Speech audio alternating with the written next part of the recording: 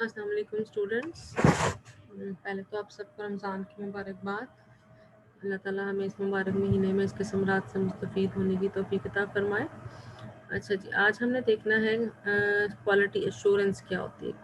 अभी हमने देखा था क्वालिटी कंट्रोल, उसके टूल्स, किस तरह से हम उसको जस्टिफाई कर सकते हैं, किस तरह से हम कंट्रोल को जो है एवेलुएट कर सकते हैं। ठीक है ना, उसके डिफरेंट 7 टूल्स हमने देख लिए थे। अब है क्वालिटी एश्योरेंस के लिए हमें किन किन टायर्स में से पास ऑन होना पड़ता है। तो क्वालिटी एश्योरेंस क्या है? ये कमिटमेंट होती है किसी भी ऑर्गेनाइजेशन की कि जो भी वो सर्विसेज दे रहे हैं, चाहे वो कोई टेस्ट है, कोई एनालिसिस है या वो कोई प्रोडक्ट दे रहे हैं, तो वो एक उसका एक सेट स्टैंडर्ड है। ठीक है ना, और वो जो स्टैंडर्ड है वो it offers meets the accepted quality standard से, वो जो उसने बताया है उस स्टैंडर्ड से वो मीट कर रहा है। उसको एवेलुएट करने के लिए हम क्वालिटी एश्योरेंस का कॉन्सेप्ट लेते हैं। It is which is helpful to increase the customer confidence. अब इंश्योरेंस की वजह से क्या होता है? कस्टमर का कॉन्फिडेंस होता है, ऑर्गेनाइजेशन की क्रेडिबिलिटी होती है। जैसे हम कहते हैं ना कि हमने ये सपोज हम कहते हैं कि ये इत्तेहाद है, गुल अहमद है, ये एक बड़े निशात है, ये एक बड़े बिजनेस जौन से हैं, बड़े बिजनेसेस हैं, और इनका जो टेक्सटाइल में एक नाम है और इनके एक SOPs हैं, और उसके जो कपड़ा है वो जो कहते हैं वैसा ही उसकी क्वालिटी होती है।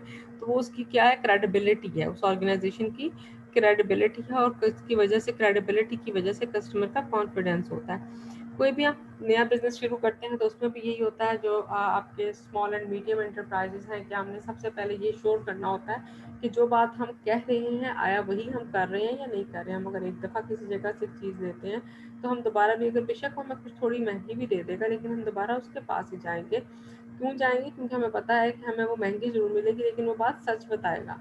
ठीक है ना, जो उस पर लिखा है वही उसके अंदर भी होगा, वही उसमें उसकी क्वालिटी वही होगी, बजाय इससे कि हम किसी हमें कहीं से कुछ उसमें कुछ कंप्रोमाइज़ हम उसकी जो है वो कीमत पे तो कर लेंगे, लेकिन उसकी क्वालिटी पे फिर हमें कंप्रोमाइज़ करना पड़ेगा। ठीक है ना, तो it improves the work process, जिसकी वजह से क्या होता है? इंश्योरेंस की वजह से वर्क प्रोसेस जो है वो इम्प्रूव होता है। हमने पहले से ही सबसे कुछ सेट स्टैंडर्ड्स किए हुए हैं, और उसको फिर हमारे पास स्केल आ जाता है ना, कि आया हम अगर टेक्सटाइल में है कि जो कलर फास्टनिंग है वो कितनी होनी चाहिए, जो हमारी एक लॉन या हमारी जीन्स जा रही है, आया वो 10-20 वॉशेस के बाद उससे कलर फेड हो जाएंगे या नहीं होंगे। कि हम कहते हैं कि हमने इसको इसके कलर फास्टिंग के लिए इसको जौन सा है वो आपने धूप में नहीं डालना। तो वो सब स्टैंडर्ड्स जौन से हैं वो अगर हमारे पास होंगे, कुछ हमने प्रोसीजर्स डेवलप किए हुए होंगे और कुछ स्टैंडर्ड सेट किए होंगे, तभी हम उसको अश्योर कर सकते हैं। तो quality management system is structured in 3 tyres. जिस तरह उसके 7 टूल्स थे, तो इसके एश्योरेंस के लिए जो है वो कहता है कि 3 टायर्स हमारे पास मौजूद होते हैं। These tiers are documentation, quality manual. कि किसी भी ऑर्गेनाइजेशन का एक उसकी किसी एक प्रोसेस का क्या होगा? क्वालिटी मैनुअल होगा, कि काम को कैसे से हमने अंजाम देना है, उस सारे की डॉक्यूमेंटेशन होगी कि ये क्वालिटी किस जो मैनुअल है किसने बनाया है, किसको सामने रख के बनाया है, और इसकी क्या जो है वो क्रेडिबिलिटी है।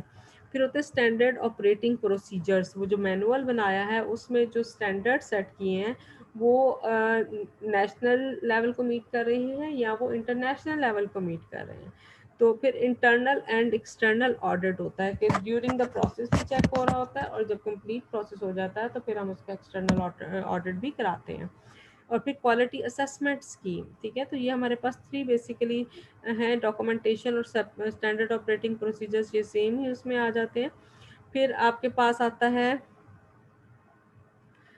बेसिकली, हाँ जी, ये अब एक ही चीज़ है, क्वालिटी मैनुअल बनाना, डॉक्यूमेंटेशन, स्टैंडर्ड ऑपरेटिंग प्रोसीजर्स। अब इंटरनल और एक्सटर्नल ऑडिट आ जाता है, और फिर उसकी असेसमेंट स्कीम हमने कैसे बनानी है। तो पहले डॉक्यूमेंटेशन क्या होता है? ये क्वालिटी मैनेजमेंट सिस्टम है। डॉक्यूमेंटेशन का क्या मतलब है? देखें, आप लोगों का, आप जिस तरह किसी बच्चे ने अब मैट्रिक करके सब आया, FSC करके, तो एक डॉक्यूमेंट है आपके पास। अगर वो आपके पास नहीं होगा तो चाहे आपकी इल्मी काबिलियत जितनी भी हो, आपका मैट्रिक कंसिडर नहीं किया जाएगा। ठीक है, और वो उसके लिए क्या था कि आपके टोटल आपने 8 या 10 सब्जेक्ट थे, उन सब के आपने एग्ज़ाम क्लियर करना था। उसमें 100 मार्क्स थे, 100 में से आप सब ने 33% मार्क्स लेनी थी। FSC में भी इसी तरह से कुछ ऑब्जेक्टिव सब्जेक्टिव की रेशियो सेट होती है। तो ये सब चीज़ें क्या होती हैं, जब एक बाकायदा हमने एक प्रूफ बनाया हुआ होता है, एक डॉक्यूमेंट बनाया होता है कि ये हमारा मैनुअल पूरा करेगा कोई भी स्टूडेंट या कोई भी क्लाइंट या कोई भी सिस्टम, तो फिर हम उसको वो जो है एक लिमिट तक एक ख़ास जो है वो उस डॉक्यूमेंट की बेस पर उसको एक ख़ास आप कह सकते हो कि सर्विस जो है वो दी जाएगी या उसका एक ख़ास स्टैंडर्ड सेट हो जाएगा। तो documentation is in the quality management system means everything which was written down or captured in some form including the policies, operational procedures, organizational legal identity, drawing graphs and flow charts, किसी भी form में वो हमारे पास। लेकिन देखें sir, मैंने आपको student की एग्जांपल दिया है, तो आप सब उसके खास मैट्रिक की एज है कि 18 ईयर से अबव नहीं होगा, उनमें से कोई भी स्टूडेंट उस सब में कौन सा है वो अगर किसी ने प्राइवेट किया है तो उसके ऊपर लिखा जाएगा, अगर फर्स्ट अटैम्प्ट में किया है तो वो भी लिखा जाएगा, सेकेंड अटैम्प्ट में किया है तो वो भी लिखा जाएगा। फिर मैंने बताया कि हर आपने जो 6 से 8 सब्जेक्ट थे उन सब का पास इम्तिहान पास किया है वो लिखा जाएगा। तो ये आपके पास क्या आ जाएगा, ये उसके जो है वो राइट रिटन डाउन आपके जो है वो प्रूफ होंगे।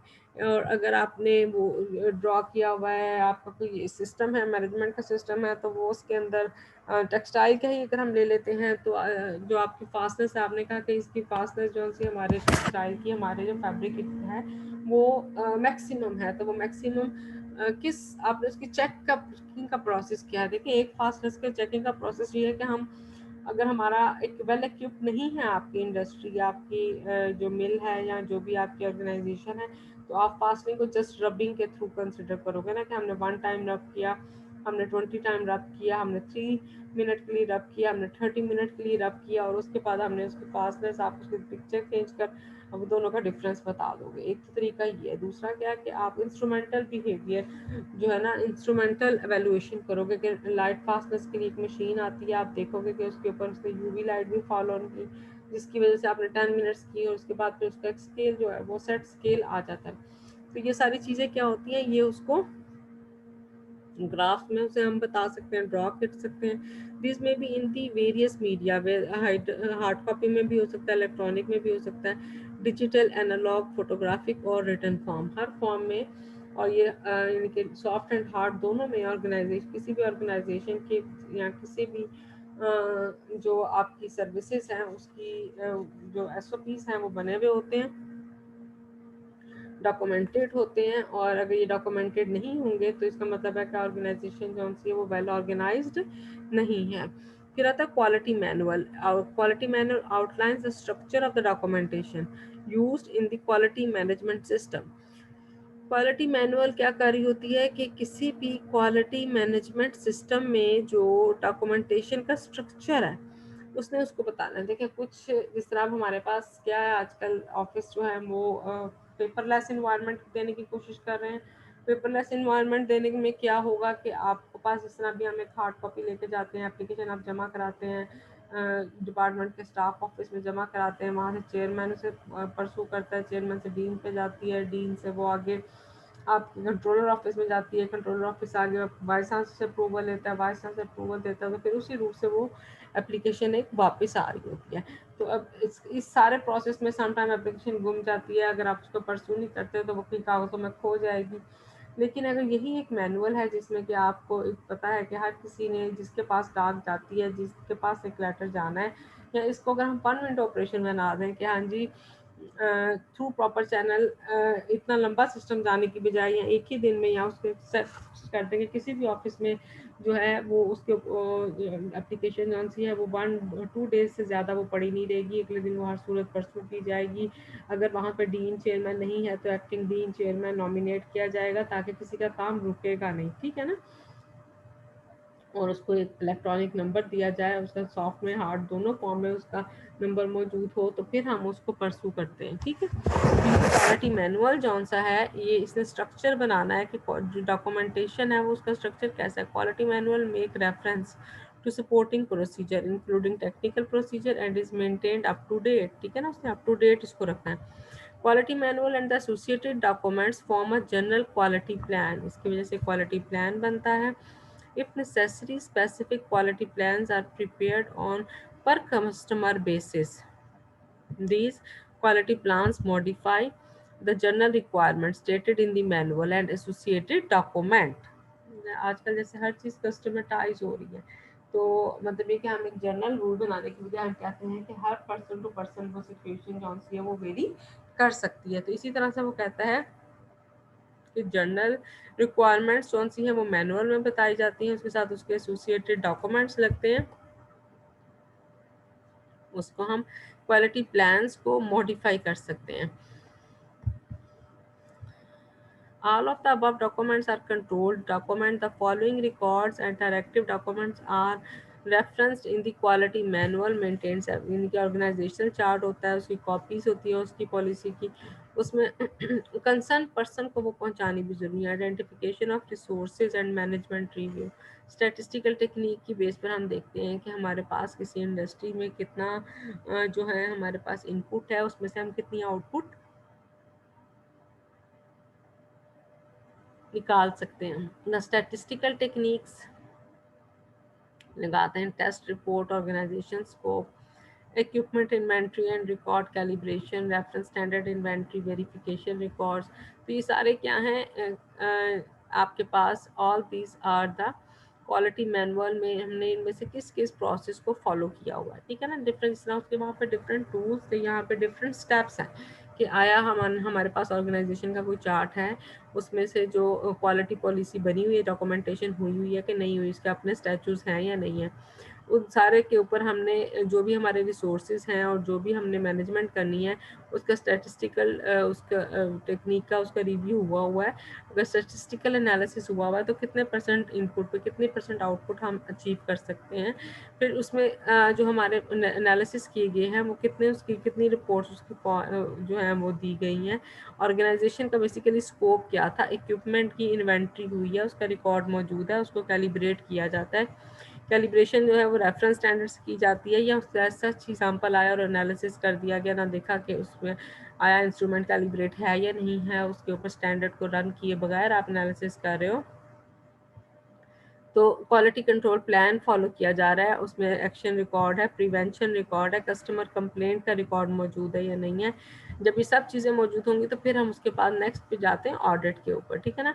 ऑडिट कौन सा ऑडिट क्या होता है कि एक चेकिंग होती है कि आपने जो काम किया है, जिस तरह मैंने एग्जांपल दी थी टेक्सटाइल इंडस्ट्री की कि आपके पास वहाँ पे 100 एक लेबर काम कर रही है जो स्टिचिंग यूनिट पे काम कर रही है, उसके ऊपर हर 10 के ऊपर एक सुपरवाइजर मौजूद है. वो क्या कर रहा होता है, वो ऑडिट कर रहा होता है कि जो 10 लोग काम कर रहे हैं उन्होंने हर बंदे ने अगर 10 टी शर्ट्स को भी स्टिच किया है तो उनमें 100 शर्टों पे कितने जौन से हैं वो उसमें कितने जो है वो रिजेक्टेड पीस आए हैं, कितने हमारे पास जो पीसेस है उसमें जो है वो अप टू द मार्क है, वो सेट स्टैंडर्ड के अकॉर्डिंगली जा रहे हैं. तो जब चेक हम करते हैं तो इसे इंटरनल ऑडिट कहते हैं. और उसके बाद इंटरनल ऑडिट के बाद आपका एक एक्सटर्नल ऑडिट भी होता है.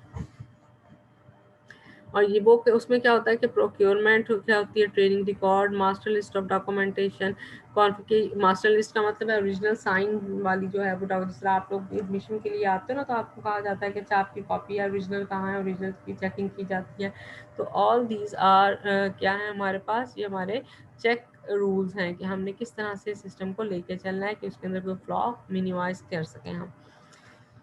स्टैंडर्ड ऑपरेटिंग प्रोसीजर्स आपको बनाता कौन है, कैसे बनते हैं, डॉक्यूमेंटेशन होगी. डॉक्यूमेंटेशन की वजह से हमारे पास एक मैनुअल आ जाता है, मैनुअल को फॉलो करना होता है. मैनुअल ये सब क्या कौन किस लिए हम करें, एश्योर क्वालिटी को एश्योर करने के लिए कर रहे हैं. उसके बाद हम ये इसके जिस तरह हम चेक कर रहे हैं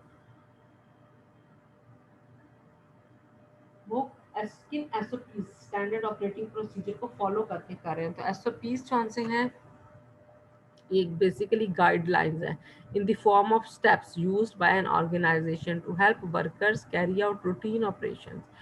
ठीक है ना। आपने सपोज मैंने भी आपको बताया है कि हमने यूवी विजिबल से अगर हमने एनालिसिस करना है तो क्या हो रहा है, क्या हमारे पास इंस्ट्रूमेंट को हमने कैलिब्रेट किया है कि नहीं किया है।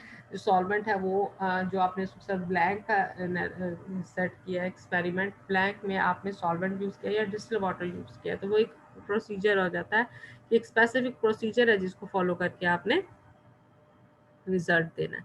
Using an SOP, organization can achieve the quality output and enhance the efficiency of the employee. In quality management system, an organization use different SOPs to meet the required quality standards. Example इसने दी हुई है यहाँ पर, एक quality manual है central hi tech lab का, और इस तरह से हमारे पास ये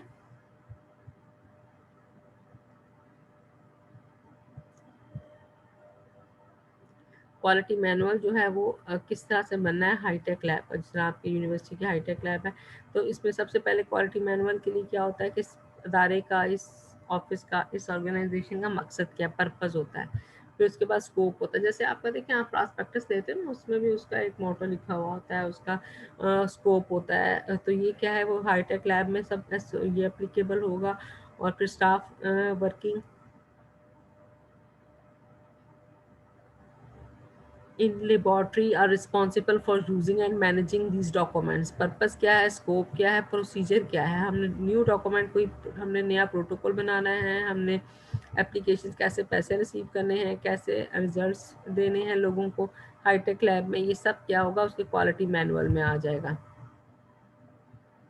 तो अब ये तो नहीं है कि आप जाओगे तो आपको डॉक्यूमेंट बना दोगे, उसके लिए स्पेसिफिक ऑफिशियल आपके पास डेजिग्नेशन होनी चाहिए। जिस तरह वहाँ पे डायरेक्टर है, डायरेक्टर ने क्या करना है, थ्रू प्रॉपर वे से कोई भी अगर वहाँ पे एक HPLC पड़ा हुआ है, उस HPLC का एक टेक्नीशियन है, उसने एनालिसिस कर रहा है, तो वो कितनी फीस लेगा, ये सब चीज़ें किस में जानी है, आपके डॉक्यूमेंट में क्वालिटी मैनुअल में जानी है। So before creating new document, quality manager is responsible to prepare the draft and put the matter in agenda. SOP may use the standard format and include standard header on each page. Each SOP must have her SOP में क्या होना चाहिए, descriptive document title होना चाहिए, उसका number होना चाहिए, effective date होनी चाहिए, रिवीजन डेट के एक दफ़ा चला गया उसके बाद दोबारा रिवाइज कब किया गया है, डॉक्यूमेंट हिस्ट्री सेक्शन होना चाहिए, पेज नंबर हर पेज पर होने चाहिए, और उसको एक ख़ास डायरी नंबर लगना चाहिए, उसका टाइटल और सब्जेक्ट होना चाहिए। और अगर वो रिवीजन में गया है कि एक दफ़ा के बाद दूसरी दफ़ा उसको रिवाइज, उसके ऊपर कोई ऑब्जेक्शन लग गया था, उसको सॉर्ट आउट किया गया है, तो फिर अगेन उसको नया नंबर रिवीजन नंबर से हम कहेंगे वो दिया जाएगा। ठीक है, ये अगर नया डॉक्यूमेंट बनाना है तो ये उसके लिए हमारे पास पैरामीटर्स है। अगर कोई डॉक्यूमेंट चेंज करना है तो न्यू वर्जन के मुताबिक उसको जो ऑफिसर इंचार्ज है वो उसको रिव्यू करेगा, क्या ये पहले से कैसे बेहतर है, या पहले में क्या फ्लॉ थे जो इस नए में हमने एड्रेस किए हैं। माइनर चेंजेस इसमें रिकॉर्ड, कौन सी माइनर चेंजेस की है उसका रिकॉर्ड रखेंगे, मेजर चेंजेस कोई किए हैं तो उसका रिकॉर्ड रखेंगे। और ये सब मिलकर हमारे पास एक change unique change control number, हम उसे वही नंबर देंगे, डेट चेंज रिक्वेस्ट चेंज होगी, और इस तरह से हमारे पास एक नया एक डॉक्यूमेंट डेवलप हो जाएगा, जिनकी रिवाइज डॉक्यूमेंट जो है वो डेवलप हो जाएगा, जिसको फिर हम उसकी भी लिखेंगे कि ये कब से एप्लीकेबल किया गया है। जिस तरह भी आप देखें ना कि अभी लास्ट डेज में क्या था, अभी कुछ पिछले महीने HEC ने कहा कि अब जो हम ने फ्रेश PhD रिक्रूट करेंगे, वो ज़रूरी नहीं कि वो बच्चे MPhil करें, बल्कि वो डायरेक्ट BS और MSc के बाद भी PhD में एडमिशन ले सकेंगे। तो इसका मतलब है कि उन्होंने अपनी पॉलिसी को रिवाइज किया है। ठीक है, तो ये सारे इसी तरह से हर चीज़ में हम जो बेहतरी के लिए, क्वालिटी इंश्योरेंस के लिए जो इंटरनेशनल सेट स्टैंडर्ड्स हैं उनके करीब जाने की कोशिश कर रहे होते हैं। अच्छा जी, उसके बाद फिर इसी तरह से ऑर्गेनाइजेशन मैनेजर जो है वो रिस्पॉन्सिबल होगा कि सारे फाइलिंग कौन सी है वो उसका रिकॉर्ड मौजूद हो, उसका मेथड मौजूद हो, एक्टिव फाइल्स कौन सी चल रही हैं, इनएक्टिव किन पे पूरा काम हो गया है, कितने परसेंट जो से हम रिस्पॉन्सिबल हैं, और हर केस को कितना टाइम लग रहा है। इस सारे का अपना एक रिकॉर्ड होगा, जो इसके लिए कौन रिस्पॉन्सिबल है, उस लैब का इंचार्ज। और ये ऑफिस इंचार्ज जो है वो इंश्योर करेगा अथॉरिटीज़ को अप्रोप्रिएट डॉक्यूमेंट कौन से हैं उसके मुताबिक वो कौन से हैं और किस तरह से हमारे लैब में काम जारी है। और अगर हम उसमें कोई इनवैलिड ऑब्स्ट्यूल डॉक्यूमेंट डाल देते हैं तो वो हमारे लिए, जब हम उस पर एक इंटरनल ऑडिट करते हैं और जब एक्सटर्नल ऑडिट करते हैं तो वो उसमें हमारे पास सामने आ जाते हैं और उससे फिर प्रॉब्लम होती है। ठीक है। तो इस तरह से हमारे पास एक क्वालिटी मैनुअल डेवलप होता है। अच्छा, फिर आता है internal and external audit. Internal audit क्या होता है? Test production procedure and results are verified for compliance. The internal audit program involves periodic audit conducted according to the predetermined schedule for each year. कि हर साल पता होता है कि भाई दिसंबर में ऑडिट होना है या जून में ऑडिट होना है। हर 6 महीने साल में एक दफ़ा, मैक्सिमम 2 दफ़ा हमारे पास ऑडिट हो रहा होता है। तो क्वालिटी मैनेजर जो है वो रिस्पॉन्सिबल होता है प्लान के लिए कि कितना कौन ऑडिट कब होगा, और उसके नतीजे में हम ऑडिट का पूरा जो प्लानिंग है, वर्किंग प्लानिंग है, वो कैसे होगी। Audit are carried out by trained and qualified personnel एंड क्या होगा इसके नतीजे में? ऑडिट में क्वालिटी मैनेजमेंट सिस्टम होता है, प्रोसेस और प्रोसीजर्स को कैसे फॉलो किया जा रहा है, और उसके नतीजे में क्या प्रोडक्ट और सर्विसेज आ रही हैं, उस सारे को हम डिस्कस करते हैं। अभी तक corrective action, follow up audit and the external audit. Follow up audit का मतलब जिस तरह से इंटरनल ऑडिट हो रहा होता है कि हम देख रहे होते हैं, मैंने आपको बताया कि इंटरनल एक सुपरवाइजर होता है, और उसके बाद क्यूईसी के सेक्शन में वो चला जाता है कि वाकई अगर इसने 10 में से एक सैंपल, हर 10 में से वो कहता है कि एक सैंपल रिजेक्टेड है, यहाँ 100 में से 2 सैंपल रिजेक्टेड है, तो क्या वाकई वो ऐसा हो रहा है, ये नहीं हो रहा। ये इंटरनल ऑडिट जो है वो डे बाय डे एवेलुएट कर रहा होता है, एंड अल्टीमेटली आपका जो आफ्टर 6 मंथ आप उसका लमसम निकालते हो, तो वो आपका इंटरनल ऑडिट हो जाता है। और अल्टीमेटली जब आप इसको कोई एक्सटर्नल ऑडिट कंपनी आके उसको ऐड करती है, जो इनका एफटीआर के अदारे होते हैं कि इनकम टैक्स कितना दिया गया है, कितना जो है वो सेल हुई है, उनकी कितनी जौन सी है वो रिजेक्ट हुआ है माल, कितनी शिपमेंट आई है, कितनी एलसीज खुली हैं, तो उस सारे को फिर हम इसका एक्सटर्नल ऑडिट कहते हैं। एक्रेडिशन की जाती है, उसी के मुताबिक उनको जो है वो पेनल्टी भी पड़ती है, और उनका जो भी थोड़े से फ्लॉज होते हैं पूरे पेमेंट में होता है, या फिर परचेज में होता है, या टैक्स में होता है, तो वो सारे फिर यहाँ एक्सटर्नल ऑडिट में उसको हम डिस्कस कर लेते हैं। तो व्हेन ऑडिटर फाइंड, क्या है इसको पढ़ लेते हैं। External audit of an organisation is conducted by the auditor from the accreditation certified provider body. अब ऑडिट करने वाला, एक्सटर्नल ऑडिट करने वाला कौन होगा? वो कहते हैं कि कोई एक्रेडिटेड सर्टिफाइड बॉडी से एक पर्सन आएगा, ये नहीं कि कोई भी उठ के कर देगा। ये इंटरनेशनल आपके बने हुए हैं जो लोग ये सीए करते हैं, उसके बाद जो उनकी फर्म्स होती हैं जो ऑडिट करती हैं बड़ी बड़ी मिल्स का, तो वो एक्रेडिटेड सर्टिफाइड हम बनते हैं, वहाँ पे जाके उनकी बॉडीज़ बनी हुई होती हैं। Audit is performed according to specific laws के मुताबिक और रूल्स के मुताबिक। अगर एक ग्रेड 19 का ऑफिसर है, उसकी जो है वो लमसम 190 है, तो कहीं पर उसको 110 मिल गया है, या अगर 108 मिला है, तो वो किस वजह से मिला है, या उसके कोई दूसरे अगर कोई लीव उसने जो सी है वो 3 मंथ्स की ली है और विदाउट पे उसने वो अवेल किया, तो विदाउट पे क्यों किया, या उसको विद पे क्यों छुट्टी दी गई है। तो ईच एंड एवरी स्टेप कौन सा है। या अगर आप यहाँ पे 4 सब्जेक्ट का फोटोमीटर आए हैं, लेकिन जो यहाँ पे स्टूडेंट्स पास और हो रहे हैं उसमें उसका यूटिलाइजेशन नहीं है, तो ऐसा क्यों अन जो रिक्वायर्ड चीज़ है वो क्यों परचेज की गई है। तो इस तरह से ईच एंड एवरीथिंग कौन सा उसका ऑडिट वो जो आपका फर्म से किसी एक्रेडिटेड इंस्टीट्यूट से जो मेंबर्स आए हैं वो कर रहे होते हैं। Every activity comprise part of the management system is audit. Quality and technical managers responsible to provide all documents. और अभी सब डाटा उनको कौन देगा? Quality और technical manager. When auditor find cast doubt on the effectiveness of the operation or on the correctness or validity. तो कोई भी नया प्रोग्राम शुरू किया तो हमने क्यों शुरू किया है। नॉन कंप्लायंस, अगर हमने कोई वहाँ पे लिखा हुआ है कि हमने एक प्रोग्राम शुरू किया है, तो वो अगर उसके लोग मौजूद नहीं है, सपोज हमने ये कह दिया कि हम यहाँ पे बायोटेक्नोलॉजी का डिसिप्लिन शुरू किया, पिछले 5 साल से शुरू किया है, लेकिन आज तक अगर वहाँ से कोई एमफिल या पीएचडी नहीं निकला, तो आपने इसको शुरू क्यों किया था। इस प्रोग्राम को शुरू करने के लिए आपने 4 लोगों को वहाँ पे जॉब दी हुई है। वो 4 लोग असिस्टेंट प्रोफेसर यहाँ पे 4 साल से हर साल अदारे को इतना नुकसान पहुँचा रहे हैं कि वहाँ पे हमारे पास उनकी मिलियंस में पे बन जाती हैं, लेकिन हमारे पास पासिंग आउट स्टेक होल्डर कोई मौजूद नहीं है। तो all these comes under the criteria of external audit. ठीक है जी। Quality and the technical managers are responsible to make corrective and preventive action. तो इसमें अगर कोई ऑडिट पैरा लग जाता है तो फिर उसको कैसे रिमूव करना है, जो उन्होंने ऑब्जर्व की हैं ड्रॉबैक्स, और जो सिस्टम में उन्होंने जो आप कह लेंगे लिमिटेशंस को फाइंड आउट किया है, उसको हमने कैसे एड्रेस करना होता है, उसके लिए भी फिर वो जो लैब इंचार्ज है वो रिस्पॉन्सिबल होता है, और उसमें वो या तो उसकी पेनल्टी उसको पड़ती है या फिर वो उसको जस्टिफाई करके उनको क्लियर करता है कि ये इशू था और इसको हमने इस तरह से सॉर्ट आउट किया था। ठीक है जी, तो ये थे हमारे पास टायर्स। किस चीज़ के टायर्स से? क्वालिटी इंश्योरेंस के लिए कैसे डॉक्यूमेंटेशन करेंगे, उसके बाद कैसे एसओपीज बनाएंगे, और एसओपीज के बाद उनको हमने किस तरह से जो है इम्प्लीमेंट करना है। एग्जांपल एक दी गई आपको हाईटेक लैब का क्वालिटी मैनुअल प्रिपेयर कर। ठीक है जी, तो कल हम देखेंगे कि इंश्योरेंस की टेक्निक्स कौन कौन सी, तो फिर ये आपका क्वालिटी इंश्योरेंस का चैप्टर भी कंट्रोल एंड इंश्योरेंस का चैप्टर कंप्लीट हो जाएगा। Thank you very much. अल्लाह हाफिज़।